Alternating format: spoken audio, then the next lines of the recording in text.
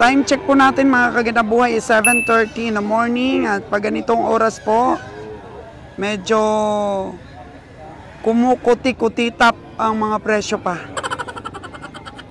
At pag kumukuti-kutitap pa ang presyo, mahirap pong tumawad. Kasi hindi pa nila yan bibitawan. Kailangan lahat ng mga komprador mabiding ang kanilang hinahawakang hayop. So the highest bidder wins. Kaya dapat po pag kumukuti-kutita pa ang presyo, huwag muna pong mag-penetrate at maging aggressive sa pagbigay ng mga sipat. Observe lang muna at sipatin ang naayon sa katawan po ng hayop.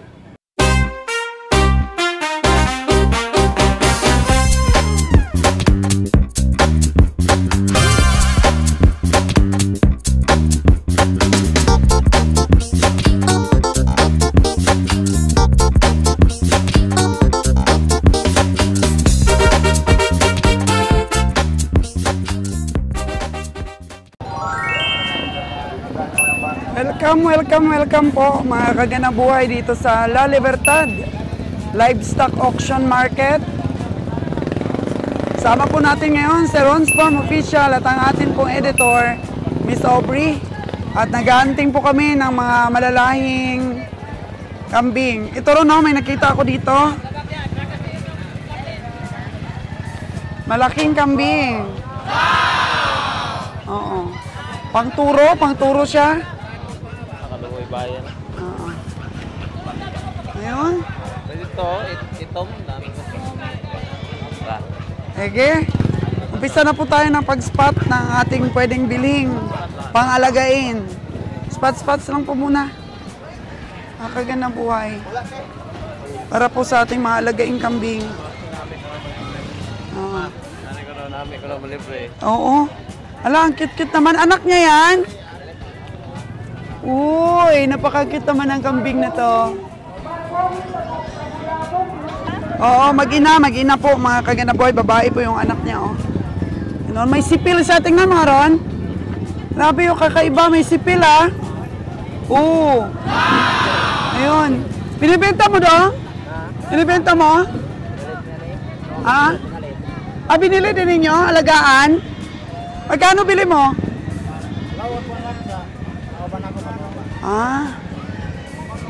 Okay Sige. Kita lang mapadag ko. Marami nang nabili ro na kambing. Kasi maaga pa dito nag-uumpisa sa benta.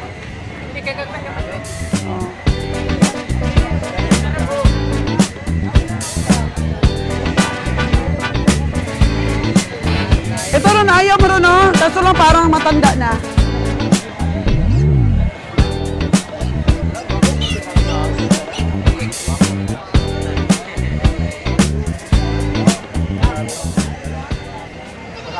Saan?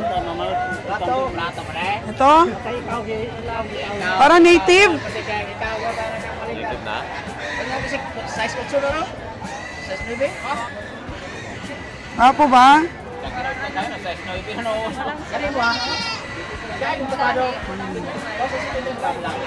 Mga bata pa kasi to. Tingnan mo, oh. Yan, oh. Parang native din to ron, oh.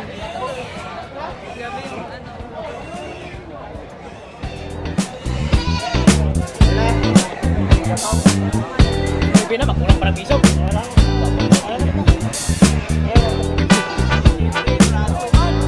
oh.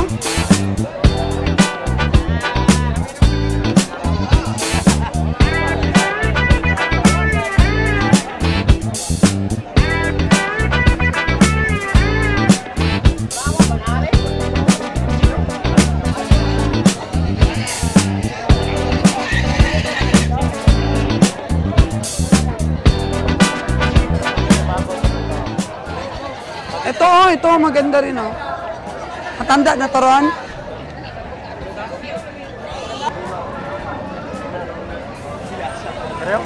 Kasi madilim-dilim pa po mga kaganabuhay, nagsidatingan ng mga kambing dito. Ang dami nang nabili ng mga komprador.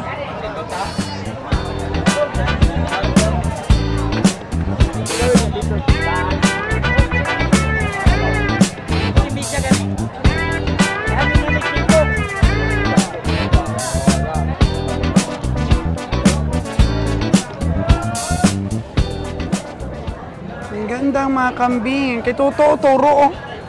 Puti. Pero may edad na eh.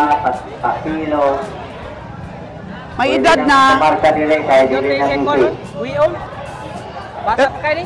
May edad na. Bata pa kayo? Bata pa kayo, Roy?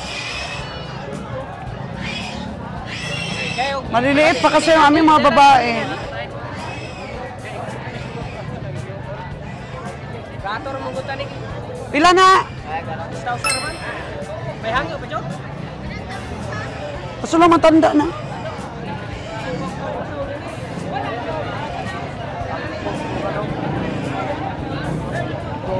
O ano? Nabili na daw. Oo, nabili na. Oh, dapin siya mo gamay kada baka.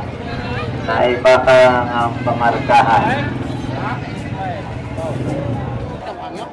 Bantay-bantay na lang po daw ang dalawa. Sa mga bagong dating na kambing kasi almost nabili na eh. Late na po kasi kami dumating. 6:45 po ang dating namin. Halos nalagay na sa mga taas ng sasakyan ang mga kambing. Kaya bantay-bantay na lang kung may darating pa. Kasi dito maaga pa eh, madilim-dilim pa, nag-uumpisa na auction. Lalo na sa kambing at baboy po. Pag sa baka, medyo tanghali-tanghali na. Mga 7, 7:30, darating pa lang yung mga baka. Balaga pa ni. May ganyan, di kami nabili. 3.5 lang bili namin eh. Kapalit mo na ni mahal. Ha? Palit mo kapalit ha. Mahal ni mahal. Ano mahal man na? Oh, paano yung asawa niya? Mahal man, mahal. Sila'y buwan eh. 3.8. Ihangin mo ni po 7 na. Para lang 5-5. Di man siya upgraded maayo. Dito, te, dagang anak ko. Dagan igsuon. Mahal. Agsara, duha. Doon sa sabi ng ano kanina, marami daw darating na taga Cebu. Mantalungon bukas. Tapos alas 3 pa dapat doon na tayo. Talungan. Mantalungon Cebu. Saan ginasakyan? Sa Canlaon. Maganda rin yung tunak. Pero parang dumalaga pa lang nak, no? Ah? Nakanak na? Oo. Nakanak na. May isang anak ko lang. Ito, oh, hala. Ang ganda, oh, may anak na. Doon lagi sa, ano nak, sa may pinto. Namimili sila. May bangs na, may bunga. May bangs.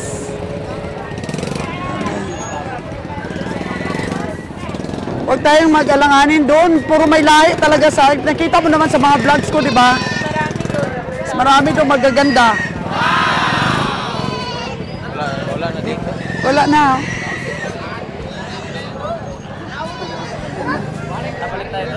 So, wala na na-spot kami, mga kagandang buhay na medyo maganda. Late na late. Iyo, onda yan, office dito. Dito mo namin. Ganda, no? Parang karnero. Bulbulon namin na Ganun mga dapat mga bata pa yung bilhin natin ng mga ganun sa... Mga ganun niya dapat. Parang ano? Para tayo na lang magpalaki ba? Dali ng malaki na. Kane? Ay. Pila mo na eh. Pila? 6 to 6'2". Taas magkaya dong.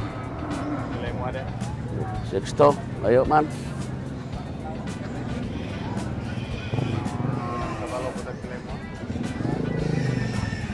Tingnan na presyo dito mayo. Matsura na kalabaw. 60. 6 taas kabiyaya. Matid.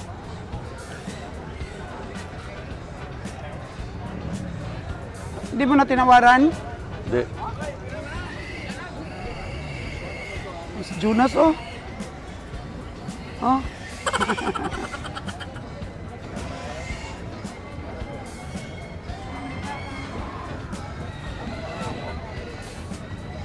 Sipat ni Jonas, ang 6'2". Dugay mo guys bune. Ano naman? Saan si Buni? Bune, tinugaya. Oh, okay. Asa guys bune. Win. Sakyan natin. Win eh.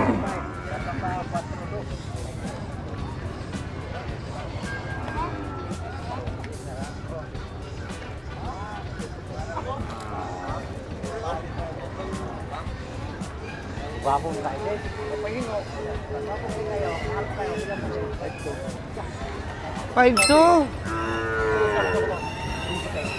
Yung 5'2". Puti.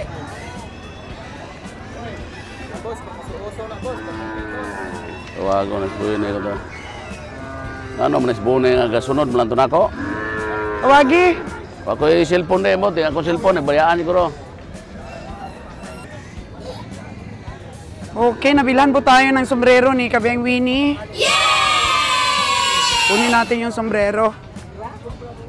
Kasi sobrang init po dito sa stockyard. Morning, Jonas!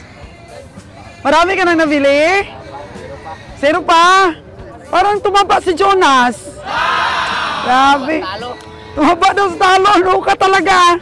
Wag na, bawi tayo, Jonas. Bawi tayo. Bawi tayo. Hello, Kiloy. Good morning. Oh, di ba?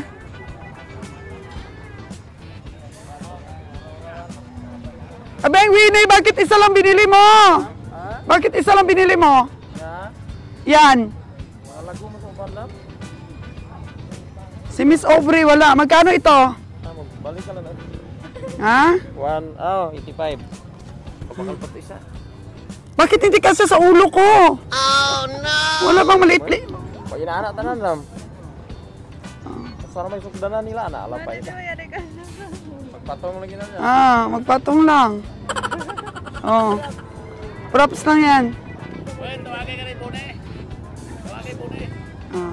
Si Kabeng Roger, nag-aalala sa Bonnie Boy natin.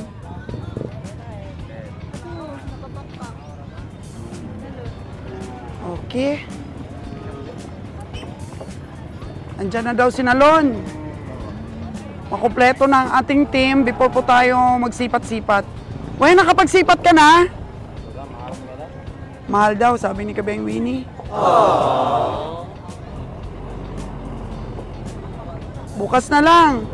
Bukas na lang si Ron magsipat ng taga-Mantalungon na mga kambing. Mga native. Pero doon sa Kanlaon, ang daming magaganda doon. Bukas. Tiyaga kasi dapat.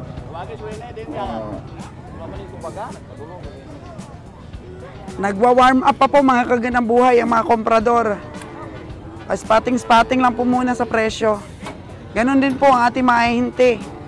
Nagpapakiramdam kung may papatol sa mga presyo nila. Mabili agad ang mga hayop nila. So yun, puro alagain po nakikita natin dito sa isang truck na bagong dating.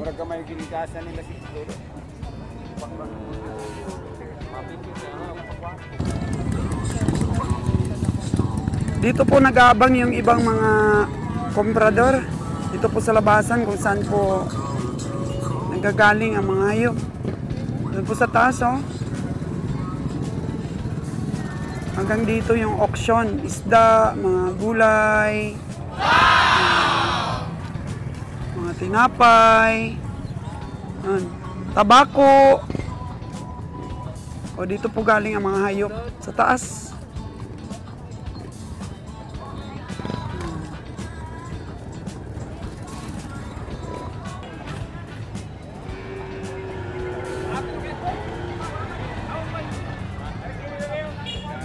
Okay.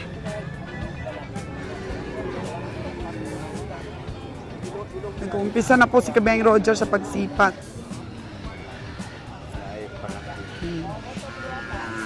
Alagain.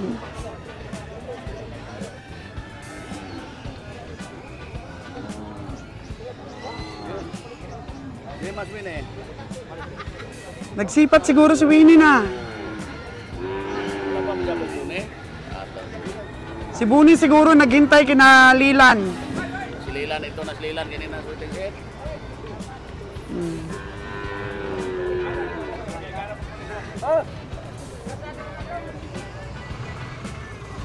Sila tingnan pa lang yung mga komprador.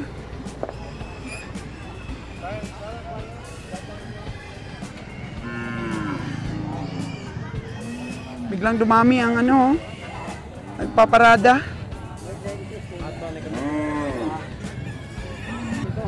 Wow. 62 daw ito.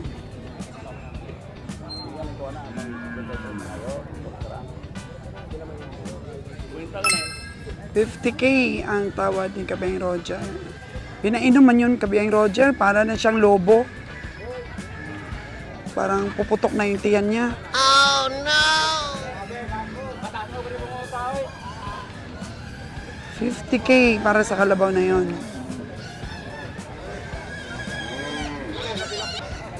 Time check po natin mga kaganabuhay is 7:30 in the morning at pag ganitong oras po, medyo kumukuti-kutitap ang mga presyo pa. Unless na lang po na makausap mo yung mismong may-ari ng hayop o yung mismong farmers. Nakakabili po tayo ng maaga sa mga nakaparada.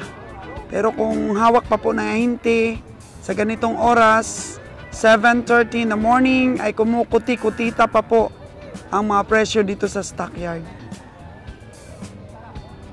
At pag kumukuti-kutita pa ang presyo, mahirap pong tumawad. Kasi hindi pa nila yan bibitawan. Kailangan lahat ng mga komprador mabiding ang kanilang hinahawakang hayop. So the highest bidder wins. Kaya dapat po pag kumukuti-kutita pa ang presyo, huwag muna pong mag-penetrate at maging aggressive sa pagbigay ng mga sipat. Observe lang muna at sipatin ang naayon sa katawan po ng hayop. Jonas po, mga kaganang buhay, nag-stop ka ng konti sa pamimili? Hindi, namili lang pero pili-pili lang. Pili-pili lang? Kanino pa rin hayop? Kay Jimer pa rin? Amin pa rin, oh. Akala ko lilipat ka na sa team namin eh. Ah! Joke lang! Nene lang para makakita-kita naman sa paradahan. Lagi. Oo, pero tumaba ka ngayon, Jonas. Mas pumugi. So, Ayos. sa pagpili-pili mo ba, Jonas, medyo dumagdag yung ano mo, dumagdag yung abilidad sa pamimili? Totoo mo rin pag makapili-pili lang ng magandang bili. Hindi maganda yung aggressive sa pamimili, no? Oo, maganda yung hinahinay lang. Alam mo ba, nung aggressive kayo masyado ni Kabayang Roger, natalo kami. Kami rin, pag ganyang may biling na talagang medyo palakasan, wala na tayong ron, wala tayong panalo ron. Katuwa na mahinti, no? Sila natuwa tayo. Nalugmok kami. Oo, pero yun lang, natutunan ni Kabayang Roger yung huwag maging agresibo. Talagang ipatama talaga sa mata. Yun nga. Oo. Maganda nga magkaintindihan yung mamimili. Oo, tayo, di ba? Hindi yung paligsahan. Yung makatawad sa una, yung pangalawa, kasobraan naman. Wala tayong panalo, tayo lang pinaglalaruan. Laruan sa mga bayansin.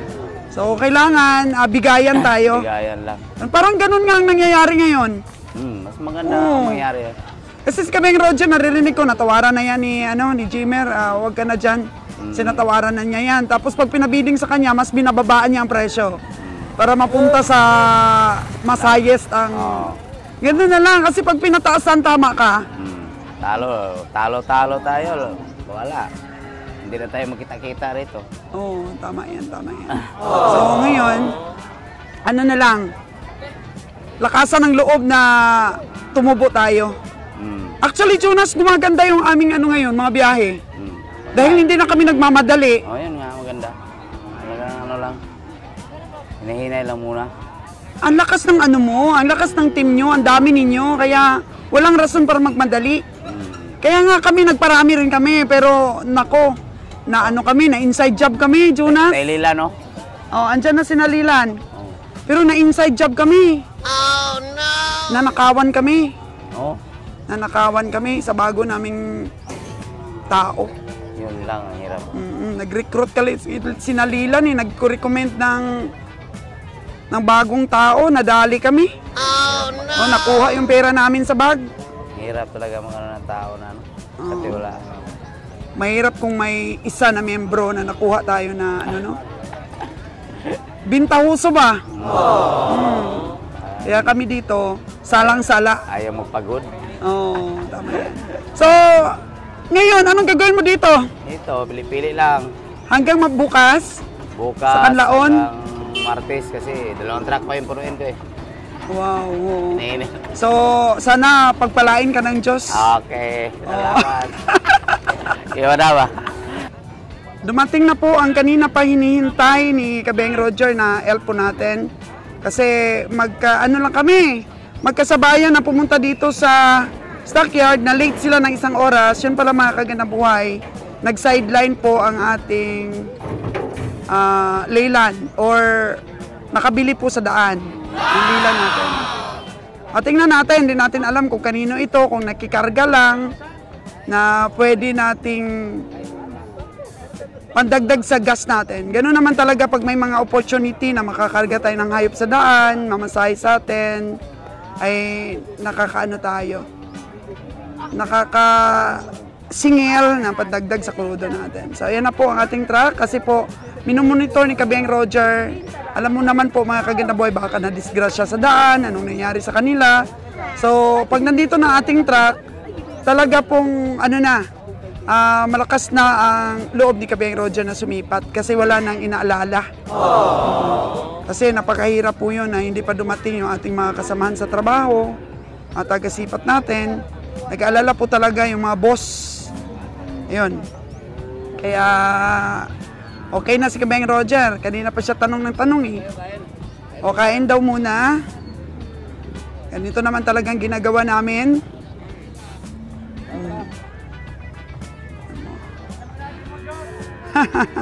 Sipat-sipat ang dalawa. Okay? Sige ah. Always pong kumakain muna kami. Pag dito po kami sa La Libertad. Dahil mataas pa po talaga ang presyo. Pag ganito pong oras. Nungin natin si Busing ang naglilista. Kung nandito si Mark Kim.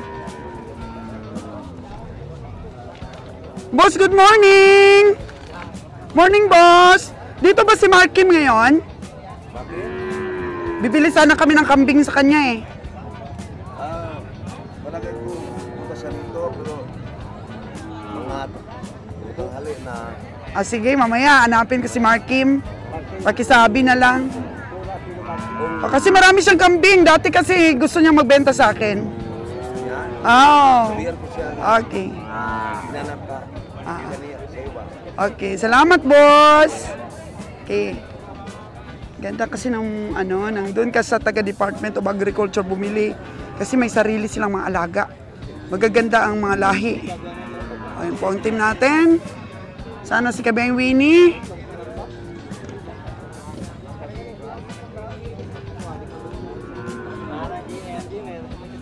Kaninong baka yon? Yung karga ninyo?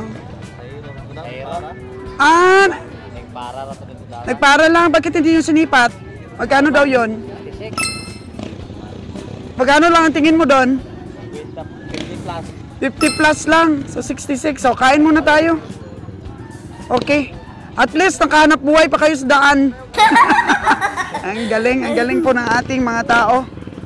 Dapat po yun, wala nating nilalampas para Kahit pa paano. Ay, si Kabengway na nagchichika-chika. Kain daw muna tayo. Kain tayo.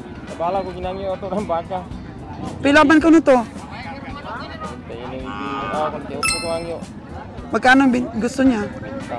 50. Oo. Kainan muna natin Kabengway ni. Ara siya ko babalik ka ron dia. Kasi si Kabengway ni po ay pupunta sa bukid. Bakit hindi mo dinagdagan?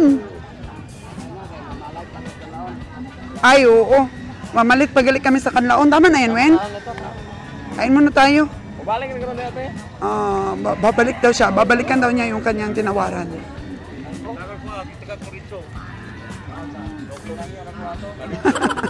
Nakita kasi ng kabiyahe natin, kabiyahe Winnie kanina, habang bumibili po kami ng sombrero, bumalik po kasi kami, dahil isa lang binili niya.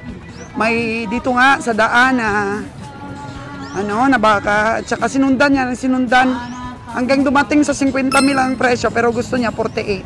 Kakakain muna kami, babalikan daw niya, baka ibigay na sa kanya. Sige, bye-bye na. Papunta na po ng bukid si Kabeng Winnie. Tapos na po kaming kumain. Mag-arkila na lang daw po siya ng habal-habal. Papunta po sa Anturium. Puntahan niya sa Uwakan, sa Anturium. Ganun. So, tingnan natin mga kaganaboy kung makakasama po tayo sa kanya. So, tingnan natin na mag-pick up ng mga kalabaw niya doon. Marami na kasi siyang nabili. Siguro nasa 20 heads na lahat. Kita ninyo yung mga baboy nauna na pong umuwi yung mga baboy. Puno na sila. Maaga pa kasi nag-umpisa ang auction sa baboy po at sa kambing. Yun. Nagdadatingan pa yung mga sasakyan na may mga kargang baka at saka kalabaw.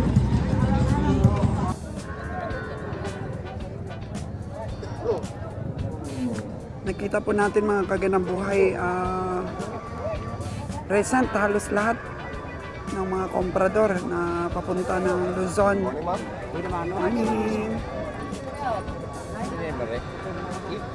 Pero marangkada naman yung ating mga katim. Si Lilan po, nakita natin, no? Nung kanina pong nakausap natin, si Jonas, kasamahan niya po ito si Lilan dati. So, isang team lang sila, mga kagandang buhay. Kita din natin si Kiloy, nakita si Alan, of course si Jojo. Kita din natin.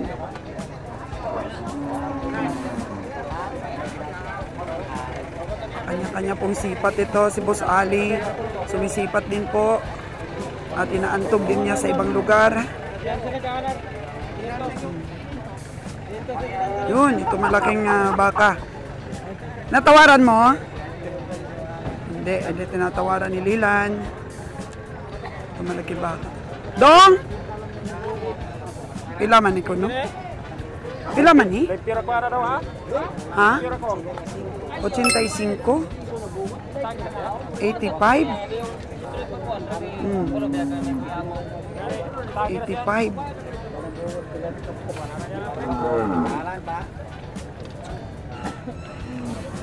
Laki ito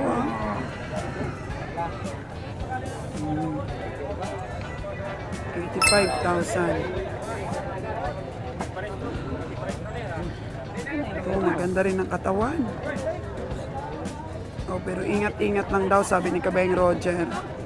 Kasi halos lahat ng mga baka dito, busog pa pag ganitong oras. Kaya di natin ma-estimate yung tunay na karkas. Masaya itong sipatan. Dami.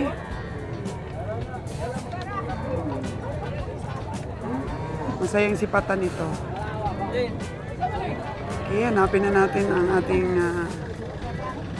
mga kabiyahe. Oo.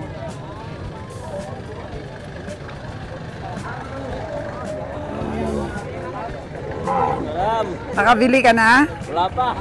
Wala pa. Kung bukuti-kutita pa yung mga presyo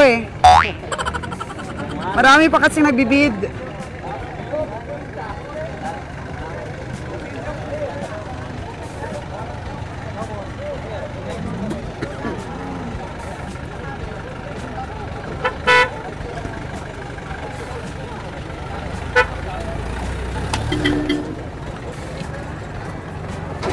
Time check po natin is 8:05 in the morning.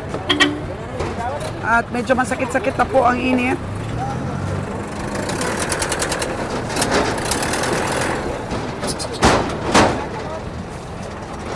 Actually, mga kagandang buhay, ang kulang po natin ngayon is kalabaw talaga. Kaya masayang bilihan ito bukas sa Kanlaon. Yung baka po natin is maraming nabili si Kabeng Winnie sa bundok. Tsaka over na po ang ating baka. Kulang natin sa ating biyahe ngayon ay kalabaw. So siguro doon talaga sa kalabaw section nag-concentrate si kabiyaheng Roger ngayon. Dito kasi sa La Libertad, mas marami po ang baka. Kung sa ibang stockyard po na ating napuntahan, kagaya ng Batulinaw, ng Bilog, kunti-kunti lang po nakikita nating mga baka. Dito po, dikit-dikitan. Dikit-dikitan. Ito po yung may pinakamaraming baka talaga na parada. Ang La Libertad. Kita natin si Nalon, di ba yata ito nakaalmusal?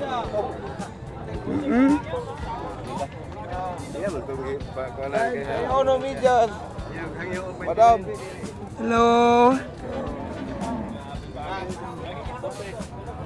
Doon po masaya bukas sa Kanlaon para sa mga kalabaw naman. Dito, tingnan natin kung maraming mabili ang ating mga kabiyahe. Dahil pag may magandang presyo po, wala namang problema, bibili natin yan. Dahil susunod naman agad ang biyahe.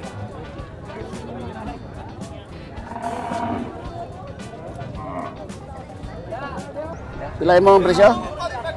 Pila presyo mo? 60.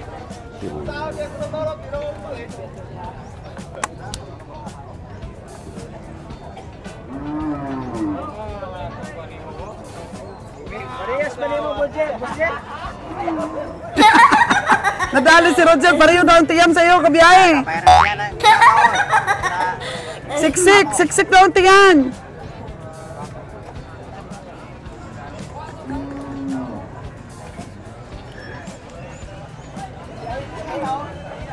Poros itu. Ah. Nung mau dia tinunda saya para ini tahu bakalan itu dah. Ah. Lubuk man, lubukan ba? Boleh mo?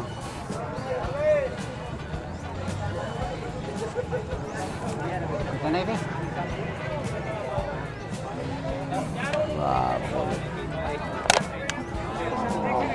Baka magtarni ko. pernah ya? Bilin ra, try tayo amo ra. Okay, balayran di asam ra siya. Lagi mo? Ya, deka. Pili mo ko po. Ya pila mo dyan mga mo? Anak ra. Pila? 50 na ito. Pila yung dong? Attractive si kabiyahe ngayon sa mga matsura. Kwenta deka. Kwenta deka.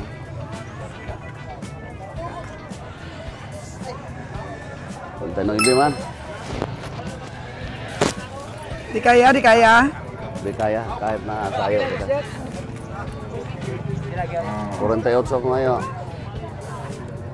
Pila yun kayo na. Mo man imong dala-dala, di ba? Ya. Ah, mas malaki yun, Dad. Yung dala-dala niya kanina, mas malaki yun. Mas malaki yung dadala mo kanina.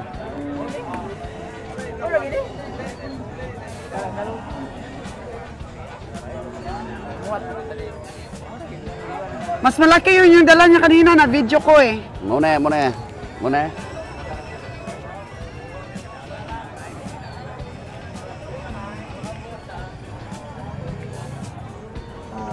Unti lang kasi ang kalabaw dito. Unti lang ang kalabaw. Bukas arangkada si kabiyahe. Sobra na talaga yung ano mo, baka na nabili.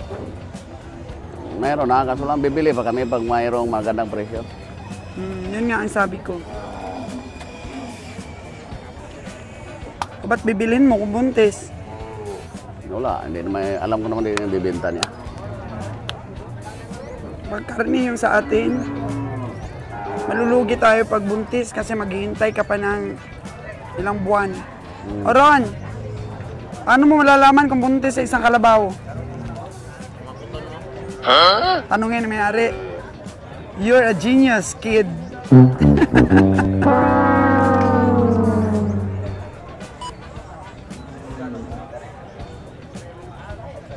Wala tayong masipat nito. Sunod po niya. Bibili na lang tayo ng ano ba, ng ultrasound sa mga hayop. Mag-order ka nga, Bre. Hanapin mo, i-search mo. Meron yan para ma-ultrasound natin yung mga hayop bago dalhin sa katayan. Malayo ang tingin ni Kabiyayo. Ispat-ispat talaga ng kung may darating pa na ano, kalabaw. Wala ng kalabaw.